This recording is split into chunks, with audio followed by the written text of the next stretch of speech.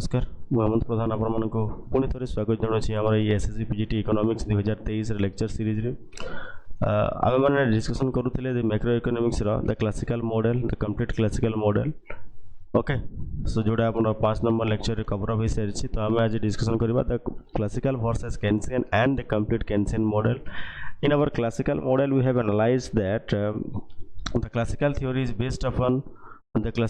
is based upon the certain assumptions that we have already analyzed, and how there is automatic adjustment in the labor market and the other market, and how the full employment is a necessary condition in that case without any government interference. It means no role of the government, wage price flexibility, and the certain equilibrium, long run equilibrium that will lead to the full employment in the economy that we have already analyzed in a smooth manner. So today's discussion will be the difference between the classical and the Keynesian model as well as the complete Keynesian model. Okay, so let's start the lecture in detail. So here we can see that there is a difference between the classical and the Keynesian model, because the classical model was based upon the laissez-faire economy. It simply means that there is no government interference into the market structure, so the market was the perfect. It means there is no role of the government at all into the market forces, and each and every agents have the perfect knowledge about the market structure. Okay, so but on the other hand, the Keynesian they felt that the market is imperfect and not self-sustaining in nature. According to the classical, the market was self-sustaining or the automatic adjustment was there, but in the Keynesian model there is no automatic adjustment in the model, because the Keynesian model has not assumed that the wages and prices are flexible. Rather, there is a money wage rigidity that has been advocated by the Keynesian theory. Okay, so we'll discuss one by one. So first of all, there is no laissez-faire economy according to the Keynesian, whereas the classical believes that there is a laissez-faire economy. It means there is no role of the government. Okay, so government intervention can only be detrimental or detrimental. It means there is a very minimum government interference we can see. Okay, but in the Keynesian theory, it is government spending plays a very crucial role in determining the growth in the economy. Okay, then we can say that there is a long run solution. The classical believe that there is a long run operation of the long run in the economy, but according to Keynes, in the long run we all are dead. We all are dead, because the long run is so long run that we all are dead. So therefore he has concentrated his theory to the short run analysis. Okay, so and another thing that has been propounded by your classical economics is that the supply creates its own demand, and that is the Say's law of market, we can say. But the Keynesian has talked about this Say's law of market will not operate. Okay, it means whatever may be the supply that will automatically demanded, that concept or the statement is completely wrong according to the Keynesian. And he has talked about that it is the aggregate demand that determines the supply. So the consumer's income stimulates the demand, and demand will determine the supply. According to the demand, there will be supply into the market forces in the short run. Okay, so actually the classical thought was popularized during the industrialization phase, but this Keynesian theory was popularized during your Great Depression phase. So this is the basic difference between your classical and the Keynesian on the theoretical background, we can say. But the conceptual background or the conceptual differences that we will discuss in detail. Okay, so first of all, from your left side diagram that you can see, or your image that you can see, that there is a short run equilibrium in the Keynesian model. Okay, but the classical believes that there is a long run equilibrium, and according to the Keynesian, saving is a vice, but according to the classical, saving is a social virtue. Okay, so this is the different view regarding your classical and Keynesian. And the classical, they believe that the money only acts as a medium of exchange. It means money is only demanded for the transactionary motive. Okay, then but according to the Keynesian, money is a medium of exchange as well as it is a store of value and the other side of function also, because money is demanded for the precautionary motive, it is for the transactionary motive as well as for your speculative motive. With the help of the money we can able to earn more income also. Okay, so there are the different perspective that has been given by your Keynesian. So let's go to your classical theory. That classical theory is based upon purely a micro foundation but the problem is a macro problem. It means the analysis is based on the micro foundations, but the problem is dealing with the macro problem. Okay, so here, but on the part of the Keynesian, we have seen that the macro approach to the national problems, it means he has analyzed his theory on the basis of the macro perspective. Okay, so according to the classical, as we have talked about, there is a laissez-faire policy has been promoted, because there is no government interference into the market structure, so that the market will automatically adjust or self-correcting in nature because of the wage and price flexibility that will lead to the labor market equilibrium, and that automatically lead to the other markets equilibrium simultaneously. Okay, so but Keynes has strictly followed your state intervention, because it is necessary to government intervenes into the market structure. Okay, in terms of the right now we can say that providing your like your minimum support price and the maximum retail price, through that into the price mechanism government intervenes. Okay, so in the modern context there is a necessary has been felt to correct the disequilibrium in the market structure, and therefore it is a state intervention is needed. Okay, but if you talk about the full employment situation, the classical has talked about the full employment situation in the economy, but the Keynesian believe that there is no full employment, or there is a less than full employment situation, because the economy cannot attain the full employment equilibrium. Okay, so therefore always the economy remains at the underemployment equilibrium, or that there is less than full employment equilibrium. Okay, then we can say that according to the classical, there is a capitalism is well and good, because it means the classical theory that purely focused on the capitalist or the profit motive, but the Keynesian theory is capitalism had inherent contradictions. It means it has not followed the path of your capitalism theory. Okay, then if you talk about the classical believe on the balanced budget. Okay, balanced budget, it means what? Your revenue is exactly equal to your expenditure, but according to the Keynesian, the budgeting should be adjusted to the requirements of the economy. Okay, you may follow the unbalanced budget that according to our economic conditions. Like a developing country, the government has to make more and more expenditure as compared to your revenue. Therefore the deficit budget is favor in case of your developing country, but in case of developed countries a surplus budget will be well. Okay, so these are the basic differences, that is the difference between your classical and the Keynesian model. Okay, so let's come to the evolution of your Keynesian thought, and when does this Keynesian thought evolved, that we are going to discuss. Okay, so during the 1930s, when the Great Depression came into exist during 1929, okay, or we can say that is in 1930s, we can say, or simply. Okay, so during that time period a problem was occur, that is called your Great Depression. Okay, and in that case what was happened, there were mass unemployment in every country or in every economy. So the advanced country, they felt that the advanced economy, they felt that there is a huge amount of the unemployment and huge amount of the economic crisis. Okay, that is known as your Great Depression. So during that time period, the Keynes has analyzed the problem of Great Depression, how it has occurred, and the prior to whatever the economic thought was prevalent prior to this 1929, the Great Depression, this theory was unable to adjust or unable to clarify or unable to solve the problem of the Great Depression. Therefore the publication of the book, The General Theory of Employment, Interest and Money, in 1936, that overcome the problem of the Great Depression, and therefore the Lord Keynes is known as your Lord. Okay, so and what was the thought of the classical thought, that is your capitalist thought, and that is a self-regulating capitalist system that was not prevailed during the 1929. Okay, so he has criticized to the classical system, or they were your, we can say, self-correcting capitalist system. So what is the criticism?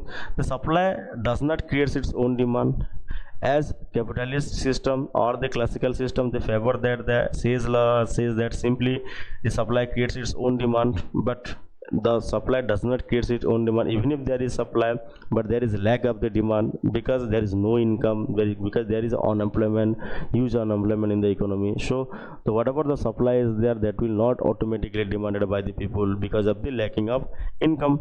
Okay, so therefore in that case we can say that the point number 2 is the self adjustment is not possible.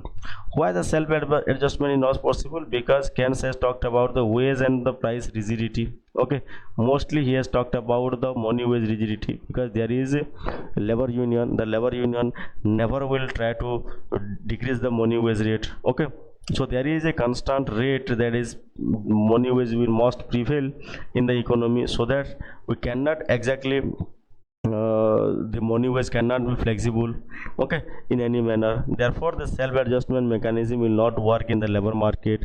So though the labor market is also determine the output and the wage rate in the economy, so the output is also determined on the basis of the labor market. And another thing that he has talked about, the money is not neutral.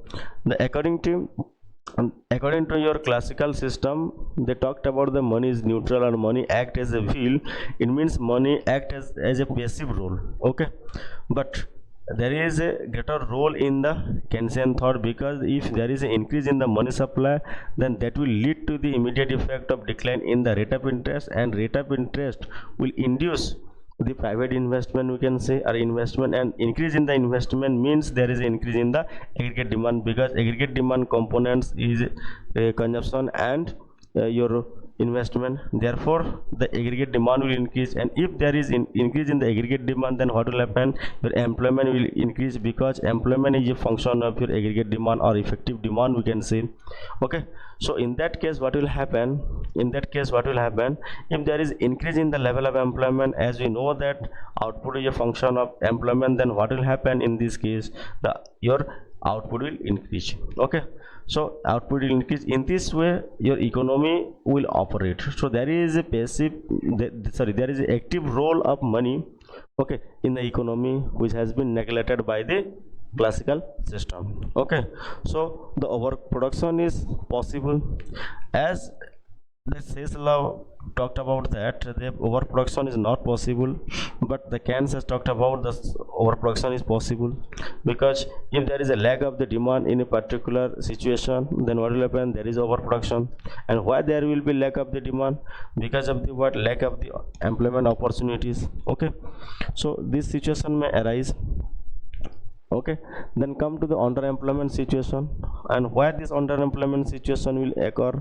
Because there is a wage rigidity that I have already talked about, and wage rigidity, because of the wage rigidity, then what will happen?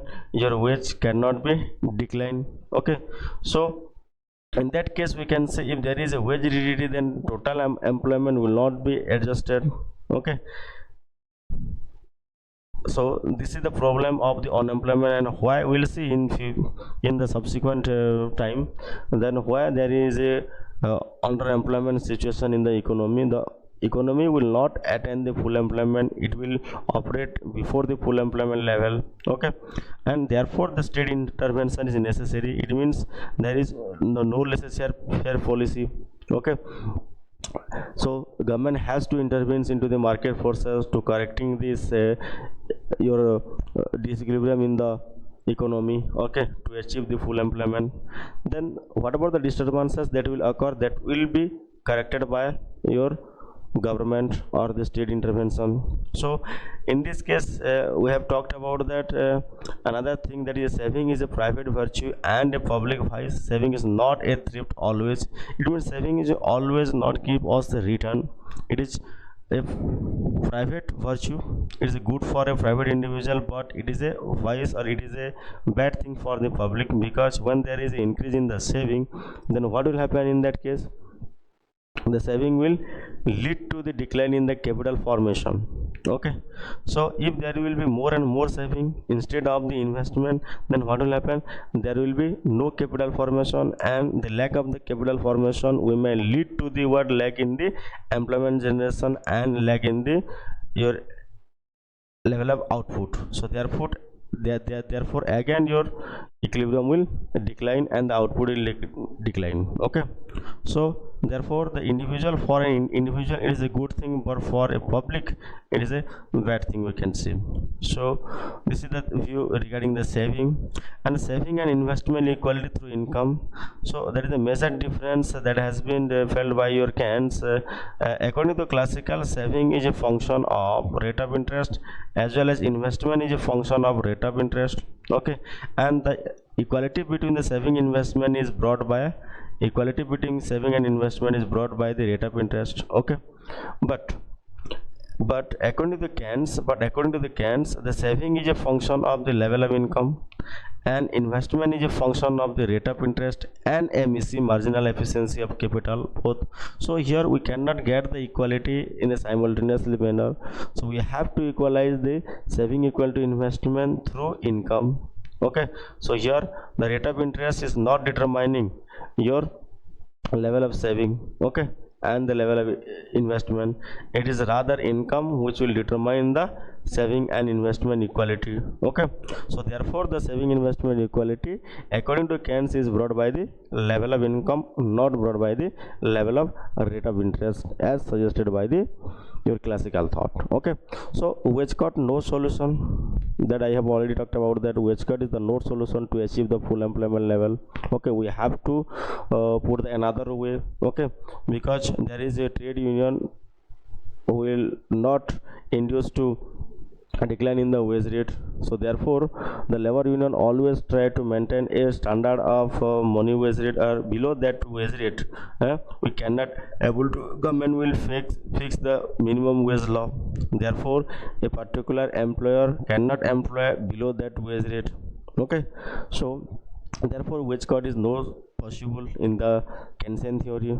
And the demand creates its own supply, as your supply side economists or your classical thought, they promoted the view that the supply creates its own demand. It is the Keynes his favor the demand creates its own supply. It means first of all there will be a demand for a particular product, and if there will be demand for a particular product, then what will happen, your investment will increase, and increase in the investment that will lead to the increase in the employment, and increase in the employment that will lead to the increase in the output and the economic activity.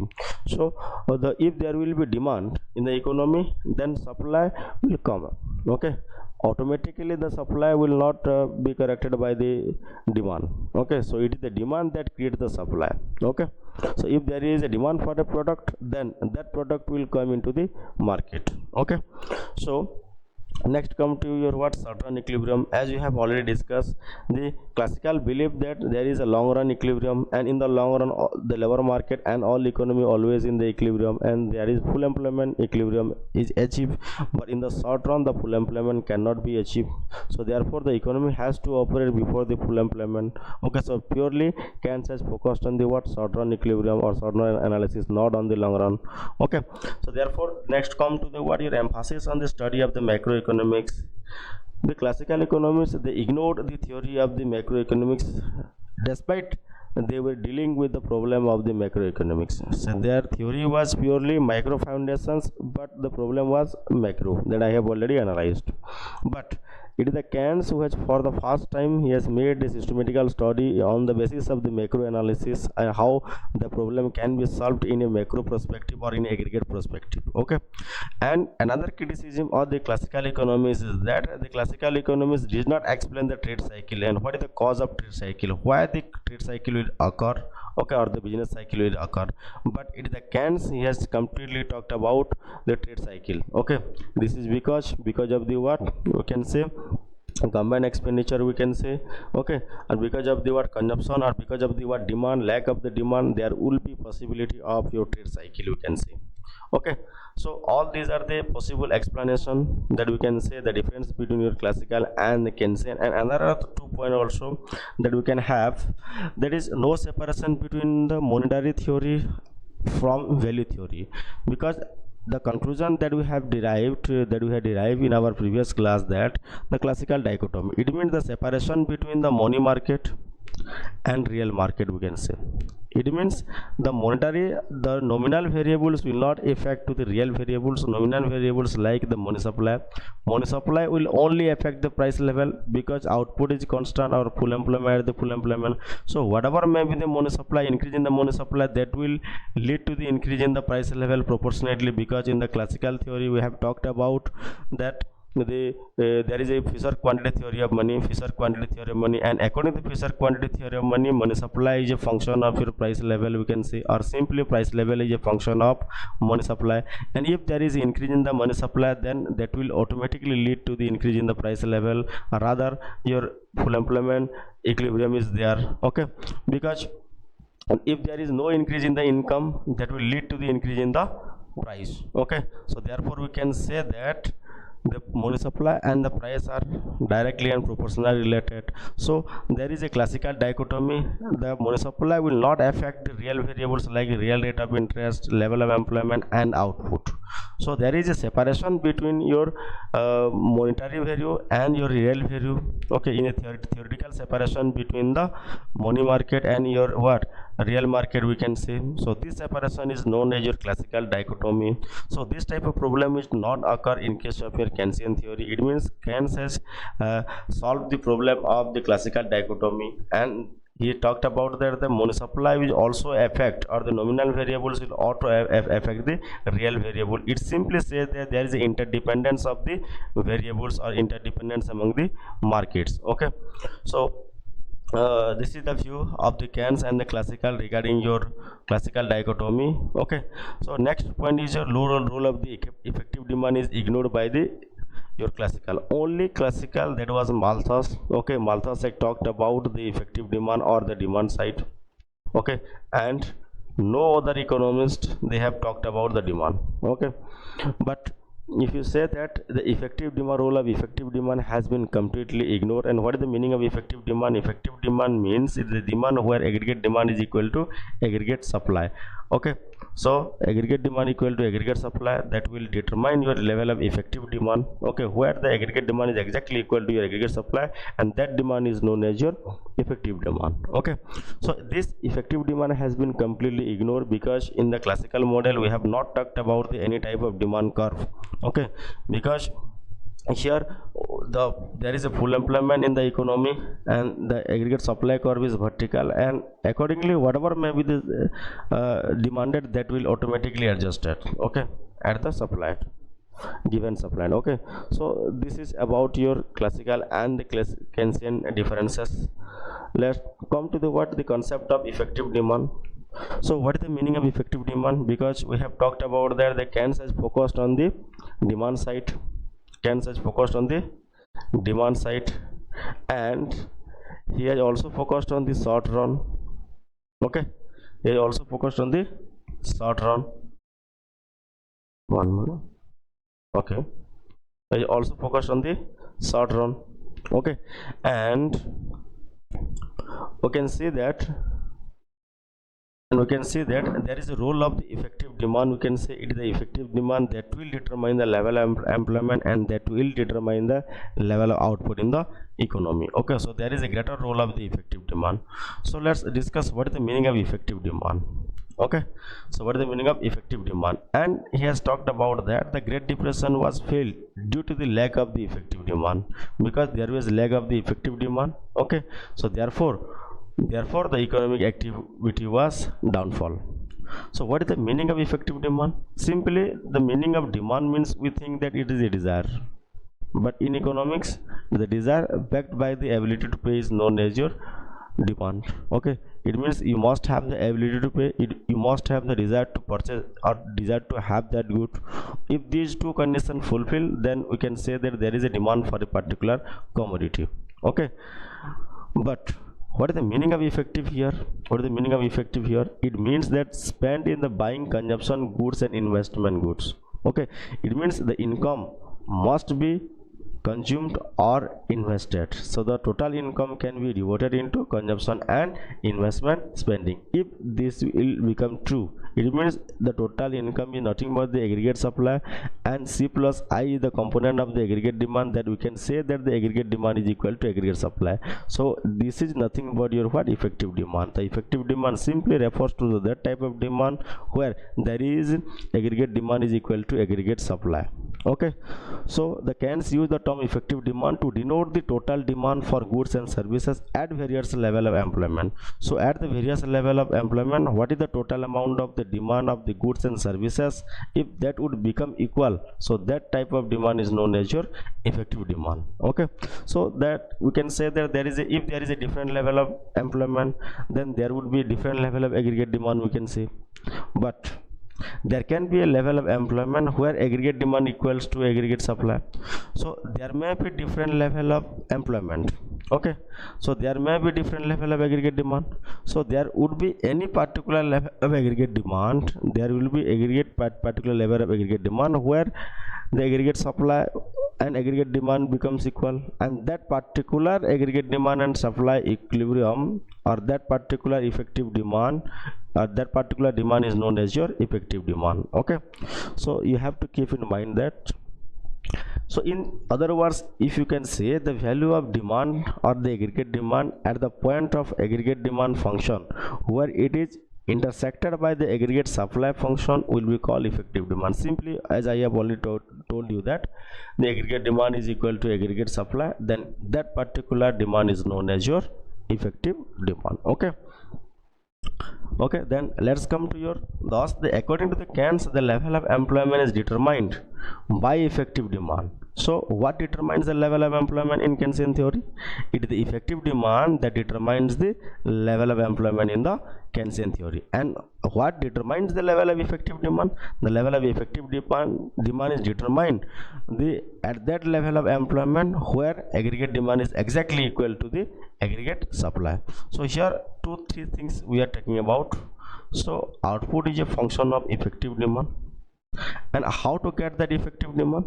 Effective demand is achieved where the aggregate demand is equal to aggregate supply at a particular level of employment, and that employment level is the equilibrium level of employment, we can say.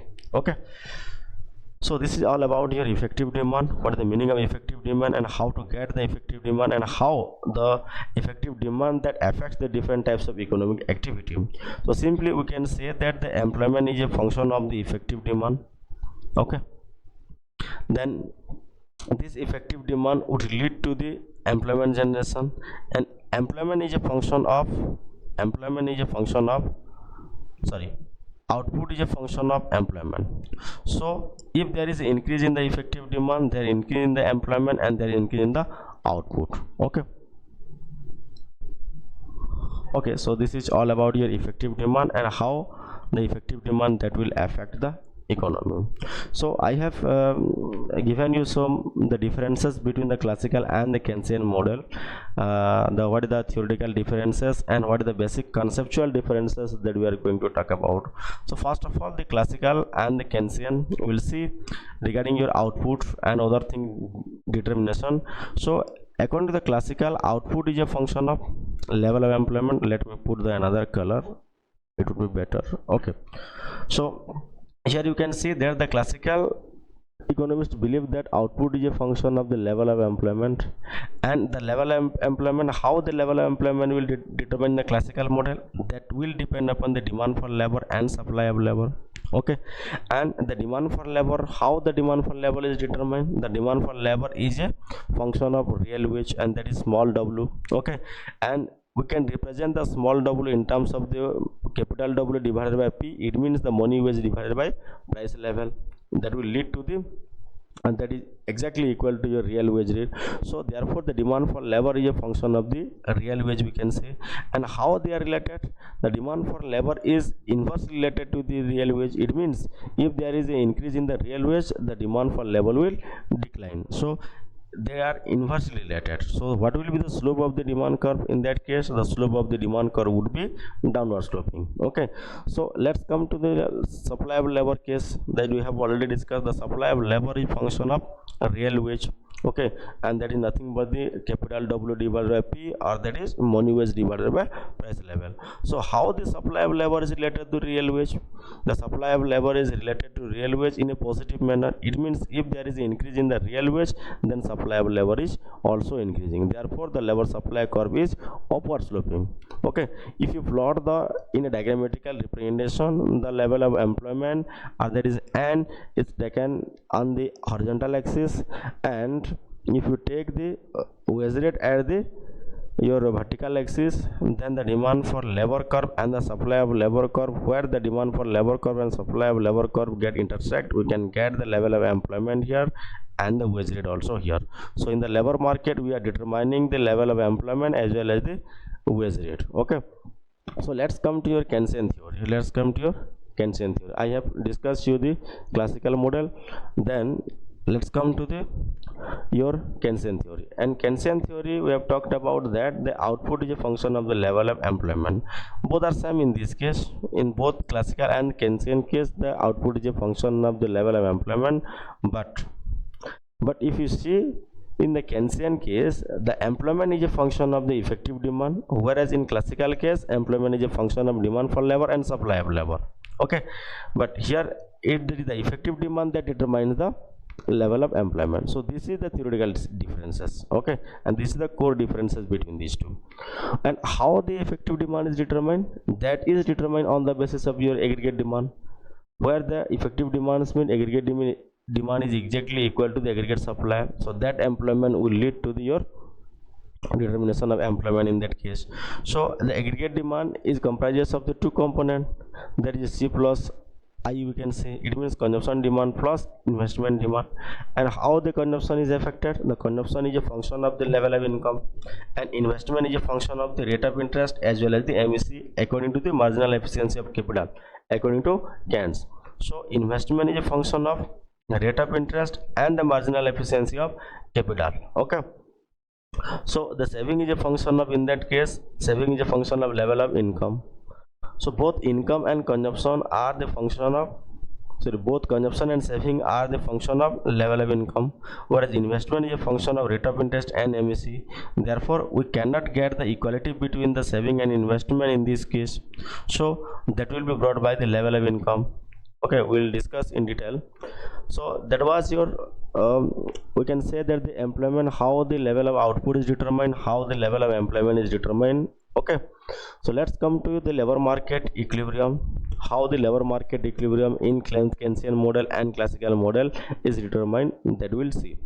So the classical labor market, we have already talked about that the demand for labor, okay, is a function of, let me put the another color.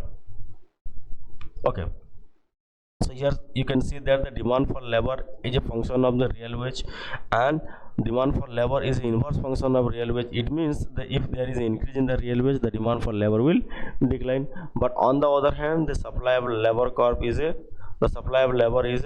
function of the real wage, but it is a direct function of the real wage. It means that if there is an increase in the real wage, the supply of labor will increase. Okay, so the labor supply curve will be upward sloping and the demand for labor curve will be downward sloping, and where the demand for labor and supply of labor, they get equal to each other. Okay, at that point your level of employment will be determined and the equilibrium wage rate will be determined. Okay, so in that case we can say there is a labor market equilibrium, and that particular level of employment is known as your full employment level of employment. Okay, then let's come to the Keynesian.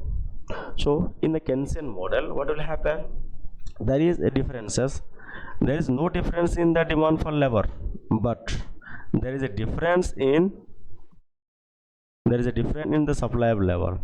It means the demand for labor, in this case we can say the demand for labor is a function of the real wage.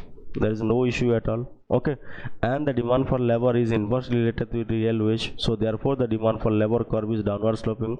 But in the Keynesian case, the supply of labor is a function of the money wage, but the classical case, the supply of labor is a function of real wage. Both demand for labor and supply of labor are function of real wage, but in case of Keynesian theory, the demand for labor is a function of real wage, but the supply of labor is a function of the money wage. Okay, as there is an increase in the money wage, the labor supply will increase. So the labor supply curve is up to a certain point, it is perfectly elastic, then it will increase. And the perfectly elastic is the labor supply curve that simply represents there is a wage rigidity. Okay, wage rigidity and involuntary unemployment, we can say here the wage rigidity. Okay, so up to this point there is a wage rigidity. After that point, what will happen? Your labor supply curve will increase. Okay, and according to the Keynes, always the employment will be determined before the full employment. Let LF point is the what? Your full employment. Okay, so the economy is not reaching the full employment point, it attains the equilibrium before the full employment point, and the gap between LE and LF. Okay, so this is known as your what? Involuntary unemployment, because at this point, at the point of E, the demand for labor, okay, and supply of labor gets equal. So they determine the equilibrium level of LE, and that is nothing but the level of equilibrium in the economy. Okay, and that is operating before the full employment. Okay, so therefore there is involuntary unemployment in the Keynesian model. Okay, so let's come to the what? Output and employment determination that I have already talked about. Okay, there is no need to discuss further more and more, because in that case we can say the labor market equilibrium. The labor market equilibrium, output is a function of the level of employment, and employment is a function of the real wage rate, we can say, because the labor market equilibrium is achieved where the demand for labor and supply of labor determines the level of employment, we can say. And therefore in this case also, the classical model, we can see that their level of employment is determined on the basis of the demand for labor and the supply of labor. But the Keynesian theory says that the employment is determined on the basis of the effective demand. And how and what determines the effective demand? The effective demand is determined by the aggregate demand level and the aggregate supply level. If the aggregate demand is equal to aggregate supply, so that particular level of aggregate demand is known as your effective demand. Okay, and there are two components of aggregate demand that we have already talked about. The one is consumption demand, and another is investment demand. So consumption demand is a positive function of income, and saving is also positive function of income, but the investment is a negative function of income, or inverse function of rate of interest, not income. Okay, and the MEC, you can see. Okay, so investment is a function of rate of interest as well as the MEC. So I have clearly stated here that the consumption, according to the classical,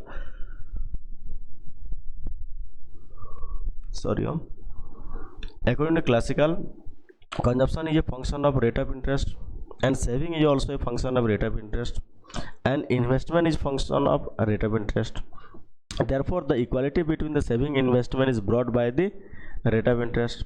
But according to your Keynesian theory, saving is a function of level of income, investment is a function of rate of interest and MEC. So there is no equalating factor. So in this case, the equality is brought by the level of income. Saving and investment equality is brought by the level of income. So that is the level of income that will determine the equality between the saving and investment. Okay, so let's come to the goods market equilibrium. How the goods market equilibrium is achieved, that I have already talked to you. The sorry, just 1 minute.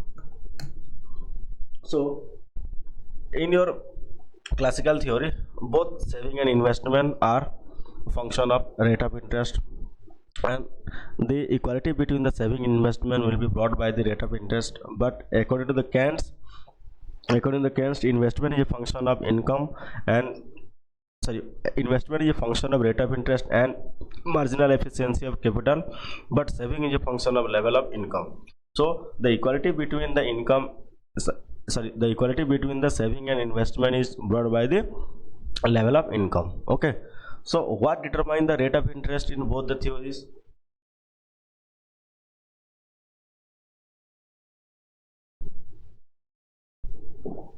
Okay, so that we can see that the rate of interest is determined in the classical model where the saving is equal to investment. Okay, so the equality between the saving and investment, that will lead to the determination of the rate of interest. Okay, according to your low level fund theory that will happen. But in the Keynesian theory, the saving investment equality do not determine the rate of interest. Rather, the money demand is equal to money supply that will determine the rate of interest. So money market equilibrium that will determine the rate of interest. So in the classical model, if you see that the rate of interest is determined in the goods market. Okay,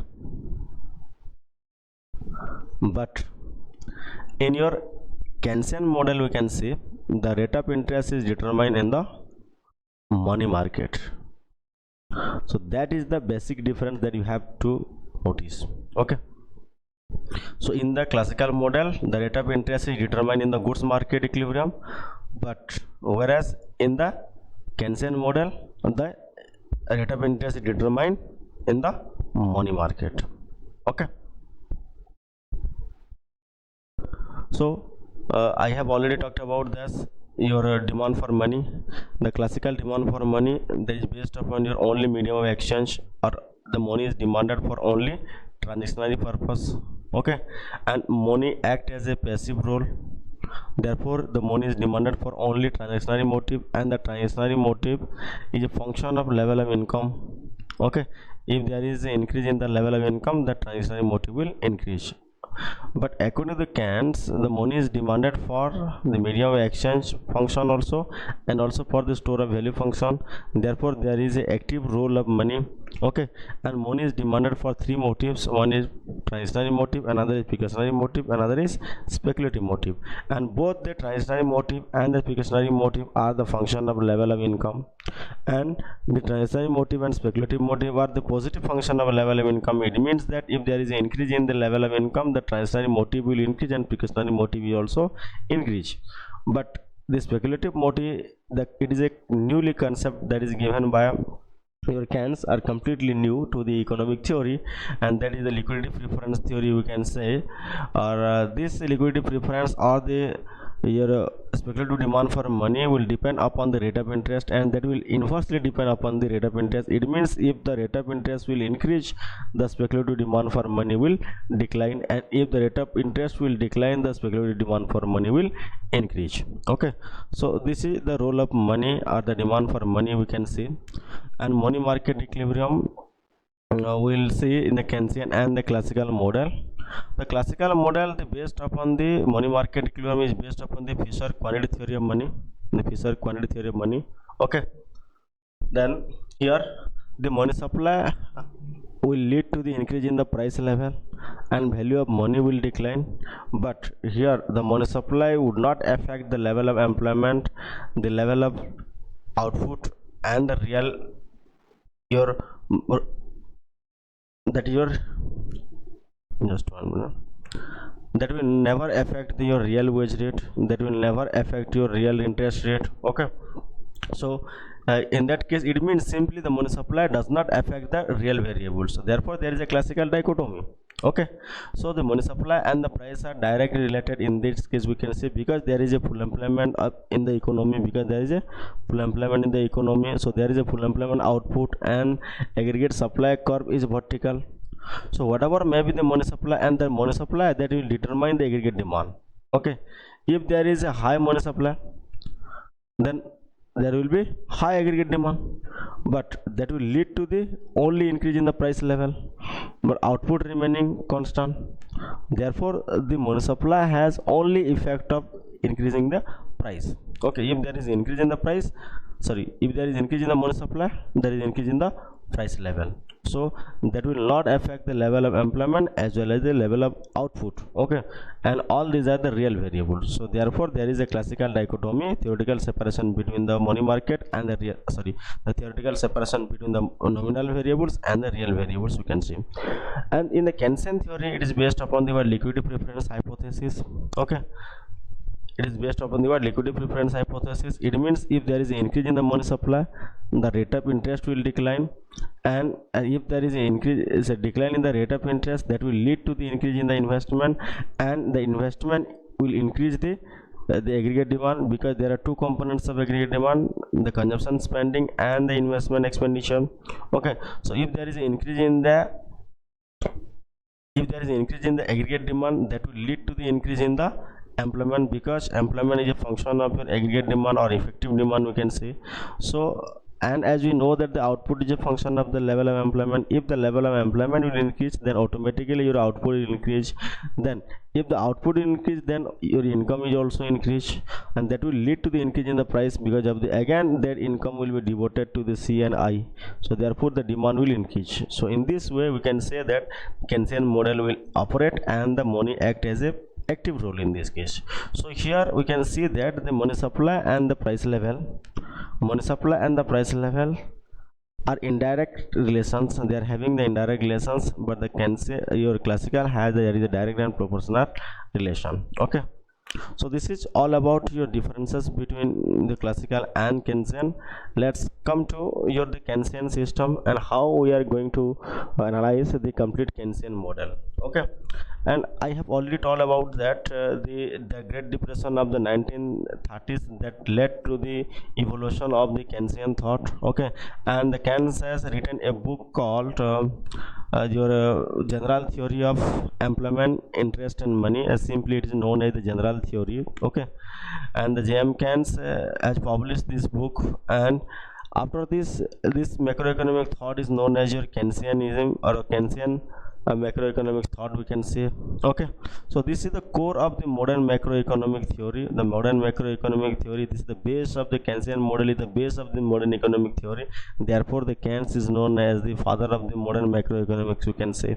Okay, and the Keynesian system has also gave us an alternative set or the postulate that establishes the word underemployment equilibrium. It means before the Keynes there was your full employment situation in the economy, but the Keynesian theory gave us a separate insight into the modern macroeconomic thought, and that is underemployment equilibrium, and that is more realistic if you see the real world situation. Okay, and the involuntary unemployment is also another concept that is given by your Keynesian system, because there is a full employment, because there is underemployment equilibrium, and if there is underemployment equilibrium, the gap between the actual level of employment and the full employment, that will determine your, and that is nothing but your level of involuntary unemployment. So what is the meaning of involuntary unemployment then?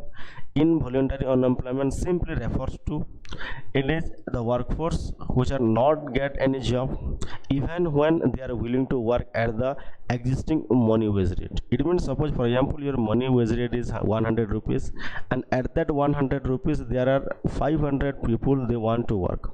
Okay, suppose for example there is 300 people they get work, and out of the 500, 200 people they do not get work. Okay, so those who did not get the work at that particular price 100 wage rate, and also they are willing to work, so these 200 unemployed people is known as involuntary unemployed. It means those who are willing to work at the ongoing wage rate, but they are unable to get a job at that particular wage rate, is known as involuntary unemployment. And this involuntary unemployment is a serious concern for all the economies. Okay, so there were involuntary unemployment during the 1929. Okay, and why there was involuntary unemployment? Because of the lack of effective demand, and that has been analyzed by your Keynesian system. Okay, so this existence of the involuntary unemployment makes the economy attain the equilibrium before the full employment level, and therefore the economy attains the equilibrium before the full employment level. He will never achieve the full employment equilibrium. Okay, so that is the theoretical possibility of underemployment, which is the most striking features or the departure from the Keynesian system to the classical system.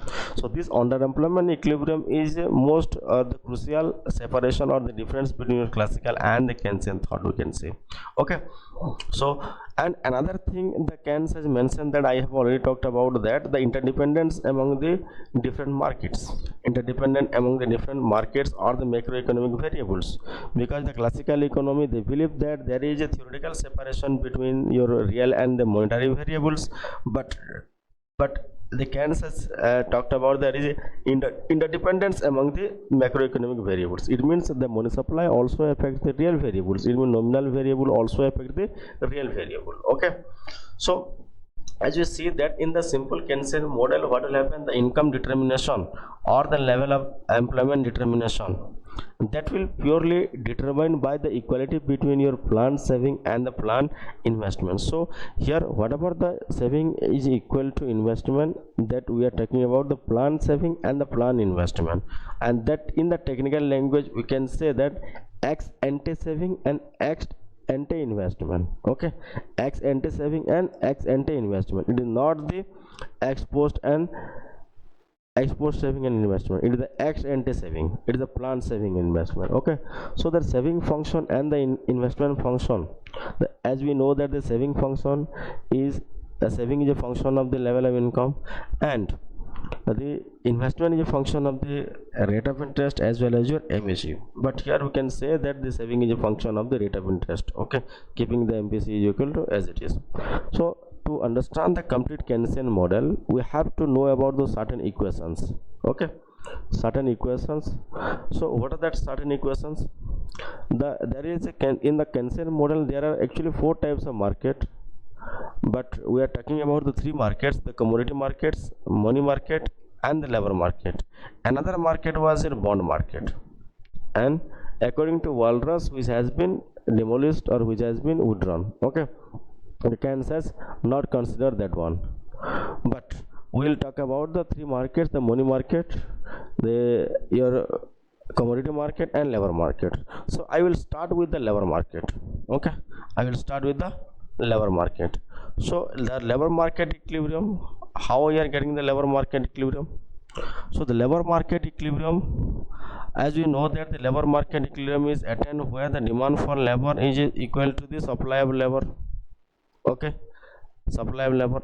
And in the Keynesian model, how the demand for labor is affected? The demand for labor is a function of your real wage, but the supply of labor is a function of the money wage, that you have to see.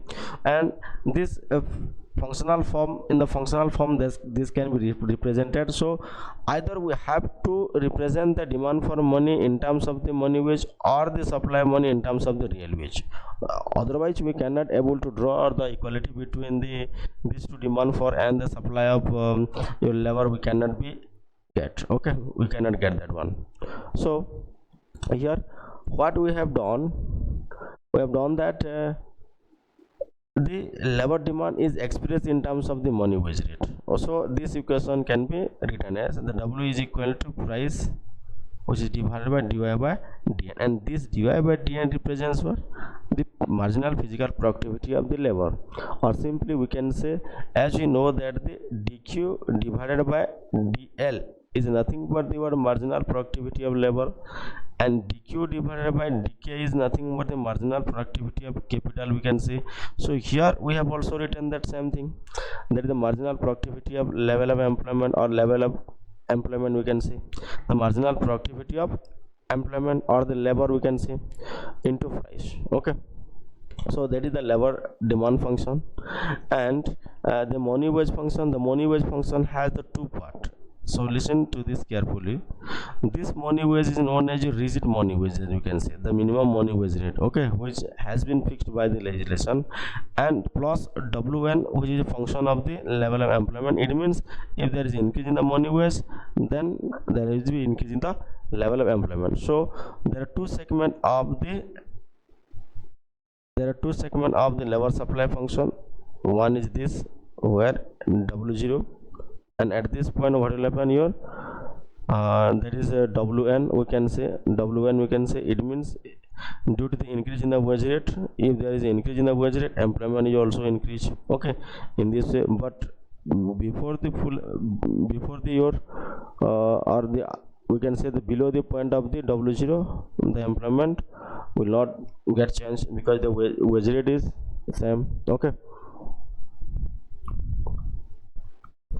so this is all about your labor market. And let's come to your we can say the commodity market. And in the labor market we are determining the equilibrium level of employment and output, and output is a function of the level of employment, and k0, that is a constant capital. So capital has kept here constant. Okay, so we can simply say that the output is a function of the level of employment. Okay, Therefore we can say that the output is a function of level of employment. If there is increase in the level of employment, the output is also increased. So let's come to your commodity market. And once your level of output is determined, or once your income is determined, we can able to determine the saving. We can able to determine the saving, because we, as you have know that the saving is a function of level of income. Okay, so then we can get the saving function, where saving function is a function of level of income, we can say, but the investment is a function of rate of interest and MEC. Okay, so we can say the equality between the saving and the investment, the equilibrium condition, in this way we can write down. Okay, and this equality between the saving and investment will be brought by the level of income. Okay, then the money market equilibrium. Let's come to the money market equilibrium. How the money market equilibrium is achieved? The money market equilibrium is attained where the money demand is equal to money supply. Okay, and money supply is exogenously given by the monetary authority. We cannot change the money supply, so therefore it is the money demand that determines, okay, in the equilibrium in the money market at the existing money supply. So here we can say that the money demand is a function of, there are two components of money demand. One is KPY, money demand is equal to, one is KPY, other is a new classical, we can say money demand plus LR. LR means what? The speculative demand for money, we can say. Or KPY means what? KPY means it is the classical demand for money, we can say new classical demand for money. And this LR concept of the speculative demand for money concept is completely new to the economic theory. Okay, therefore the total money demand is equal to that can be written as in this way. Okay, so the money demand is equal to money supply. Then what will happen? We will get the equilibrium in the money market. Okay, so you have completed the three market. So here you have to notice one thing from this. Okay, from this all these equation 1 2 3 4 5 6 7 8 9, we can have the another type of equation. So here we can see that we have the 9 equations and the 9 variables. So what are the 9 equation? Equation 1, saving function equation, investment function equation, and the equilibrium condition equation. Okay, and there are 3 markets are having the 3 equation. It means total number of equation equal to, total number of equation equal to how much? 9. But here we can say that, and what are the variables? 9 variables: saving 1 variable, investment 1 variable, interest rate variable, income variable, then speculative demand for money variable, money supply is a variable, price level variable, level of employment variable, and money wage rate also variable. So there are 9, we can say there are 9 variables. Okay, so this system can be solved and a unique equilibrium values for all values that can be determined. Okay, it means here we can get from this all equilibrium market, we can have the unique equilibrium value. So by equation, solving the equation 1 and 3, by solving the equation 1 and 3, okay, then we can transform this into the single equation by writing that investment is, or we can say that saving is a function of investment. We can say that saving is a function of investment, and saving is a positive function of, or saving is a function of income, and investment is a function of rate of interest, and this equality can be written as from the above two equation. Okay, from this above equation 1 and 3 equation we can have this, and this represents your IS curve.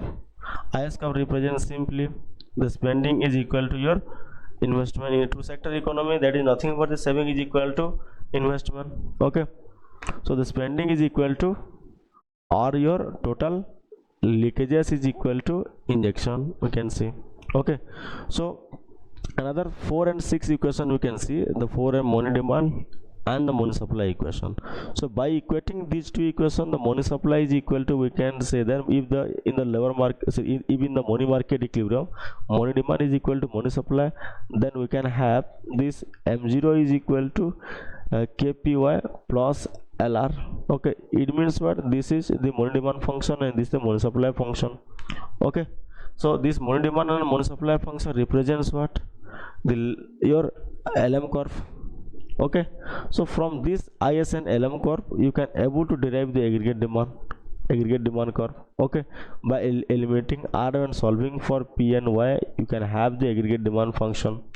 Okay, and equation 8 and 9, equation 8 and 9, let's come to the equation 8 and 9, the labor market equilibrium part.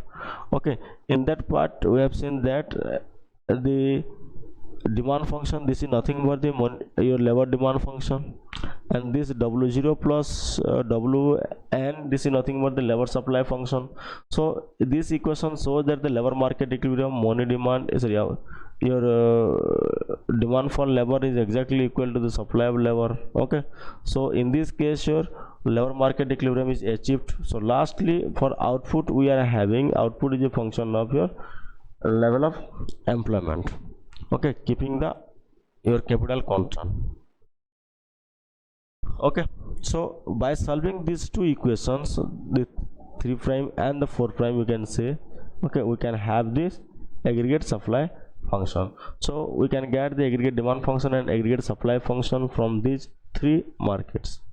So I have already narrated how to get this type of equations, okay, and how to solve the equation. So this equation is known as, we can say, this equation is known as IS equation. Okay, this equation is known as your LM equation, and in this case we can say that there is a equality between, we can say, the price is equal to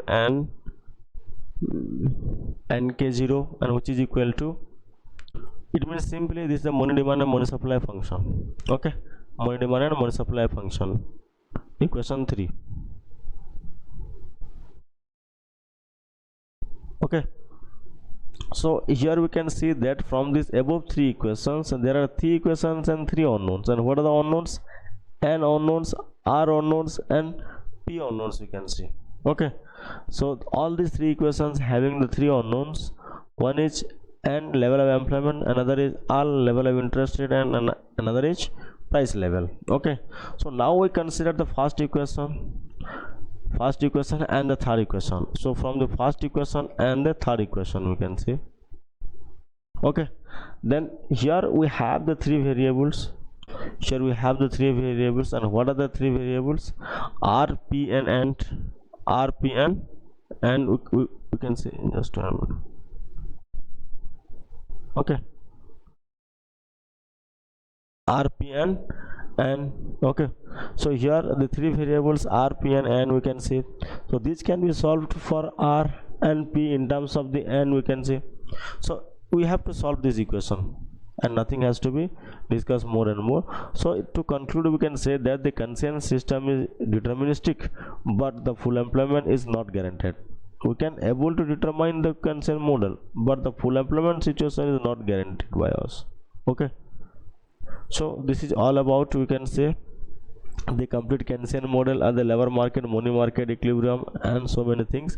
So this can be represented in a what, the diagrammatical form, so it will be more clearly visible. Here we can say this is the labor market equilibrium. The diagram 1 represents the labor market equilibrium. So here this is the output is a function of the level of employment, output is a function of the level of employment, here we can see. Okay, and in your what, in the equation, in your 3 number of diagram. Okay, so let's see this one. The first diagram shows that, the first figure shows that the labor market equilibrium.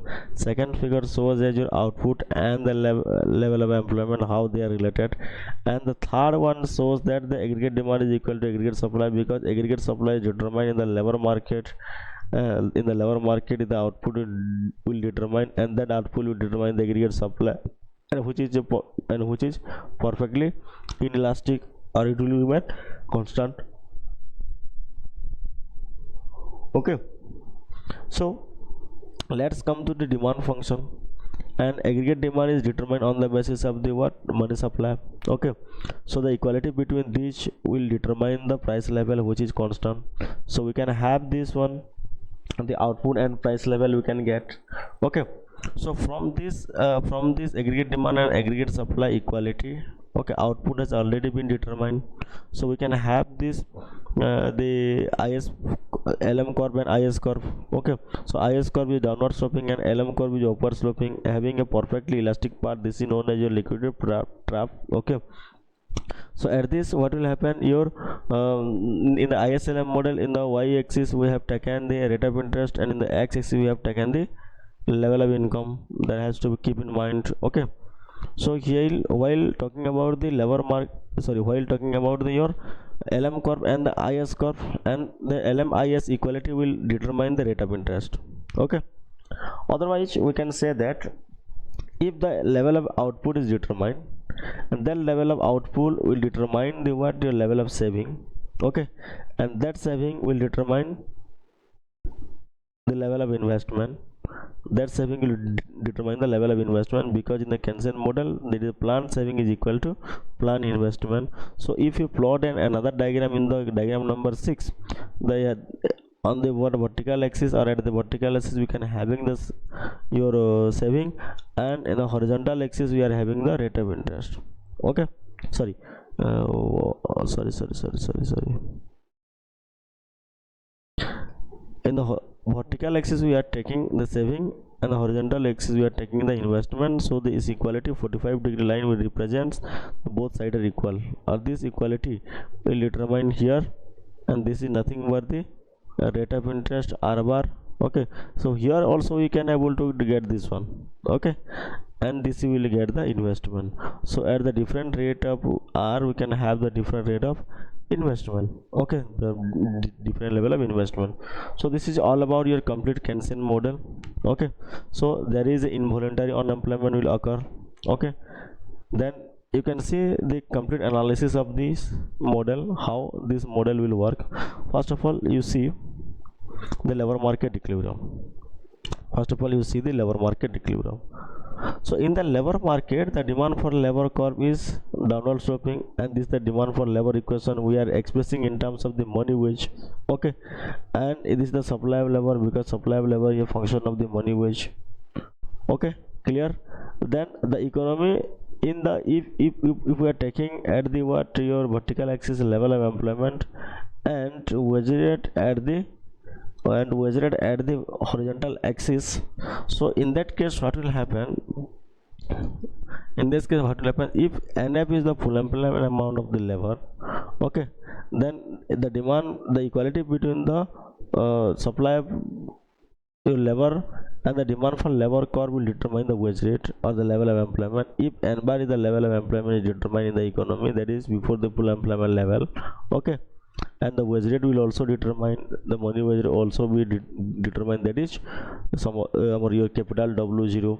Okay, so here we can have, if the economy is attaining this equilibrium point, at this equilibrium point we can have the output, and that is the Weber. Okay, so this is the level of output, this is the level of your level of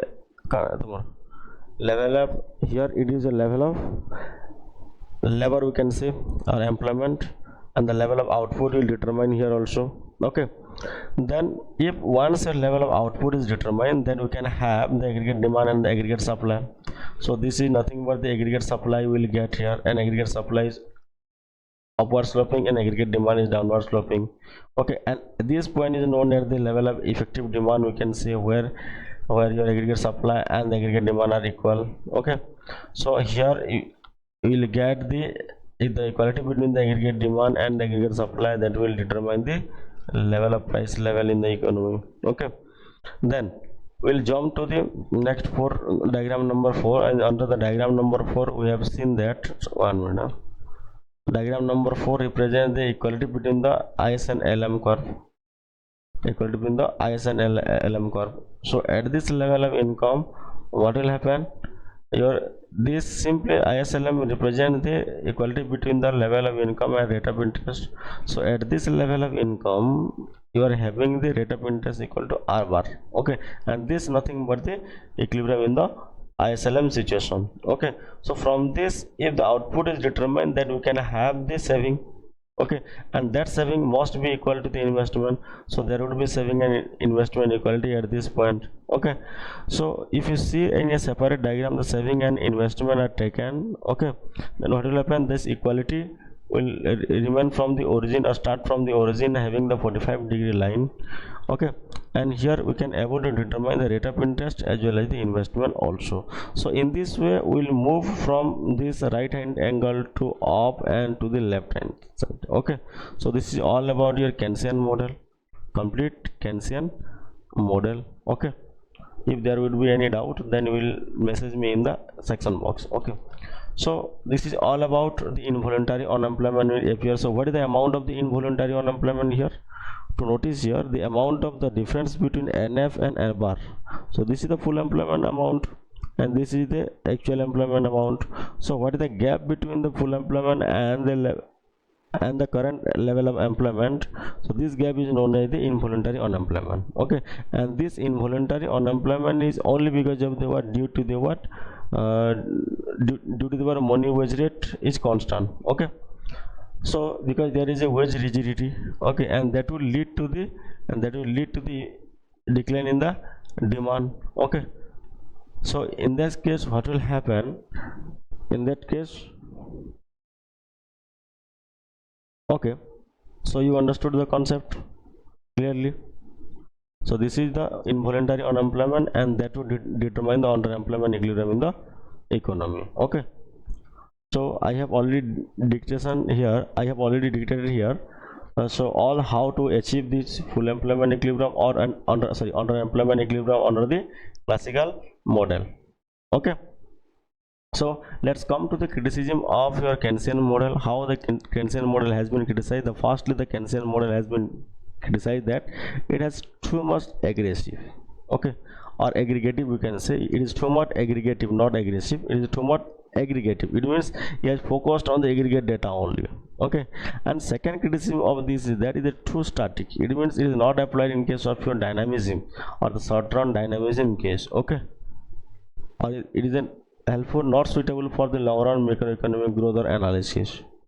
And therefore we can say that because the Keynes I talked about, in the long run we all are dead. So and there are other criticism also, because the liquidity preference function has been criticized.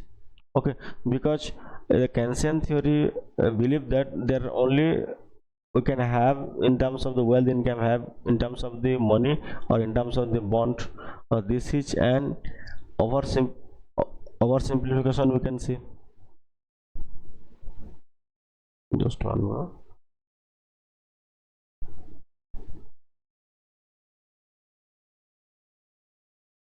Okay,